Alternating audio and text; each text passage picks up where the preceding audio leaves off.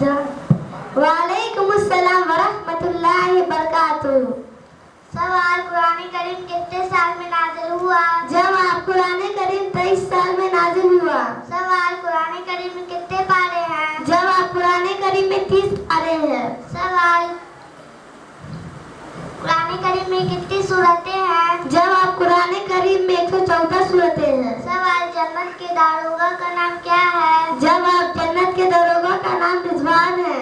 सवाल, जहन्नम के दारोगा का नाम क्या है? जवाब, जहन्नम के दरोगा का नाम मालिक है।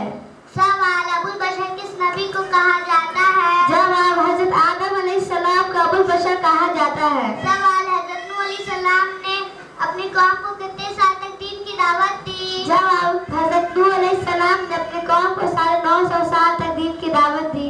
सवाल, हजरत नूह अलैहिस्सलाम की कौम पर कौन सा अजाब आया था?